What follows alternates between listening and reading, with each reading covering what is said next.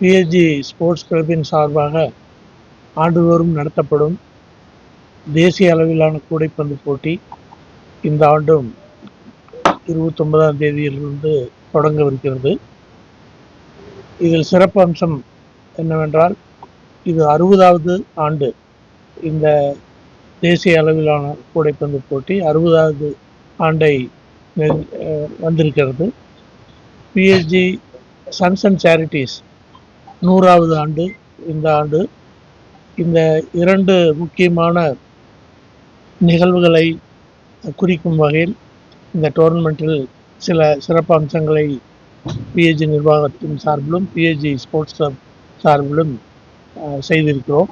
எங்கள் நிர்வாக அரங்காவலர் திரு எல் கோபாலகிருஷ்ணன் அவர்கள் அவருடைய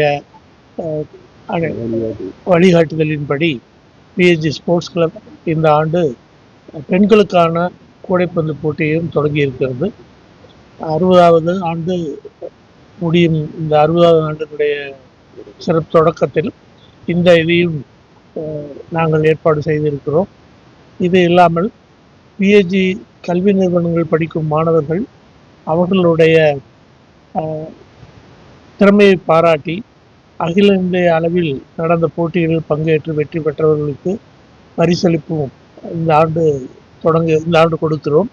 இது தொடர்ந்து நடக்கும் என்று எங்கள் நிர்வாக அரங்காவலர் உறுதி கொடுத்திருக்கிறார்கள். இந்த போட்டியினுடைய சிறப்பு அம்சங்களை திரு பழனிசாமி செக்ரட்டரி அவர்களை. கூடைப்பந்து போட்டி என்றாலே ஒரு சிறப்பான ஒரு நிகழ்வாகும். கடந்த 60 ஆண்டுகளாக இந்த போட்டிகளை பிஎஸ்ஜி நிறுவனம் நடத்தி கொண்டிருக்கின்றது. பிஎஸ்ஜி இந்த வழக்கம் போல இதுவாண்டும் ஆண்களுக்கான போட்டிகளிலே 7 சிறந்த இந்தியாவினுடைய சிறந்த 7 அணிகள் பங்கு பெறுகின்றன. அதோடு 60வது ஆண்டை நினைவு கூறுகின்ற வகையில் பெண்களுக்கான அகில இந்திய அளவிலான போட்டிகள் நடத்த திட்டமிட்டுள்ளோம். முதல் ஆண்டாக இருப்பதனால் முதல் 4 அணிகள் பெண்கள் அணிகள் அகில இந்திய அளவிலே கலந்து கொண்டு போட்டிகளிலே கலந்து கொள்கின்றார்கள். அதைத் தொடர்ந்து உங்களுக்கான சார் உங்களுக்கு எல்லாத்தையும் விவரமாக சொன்னார்.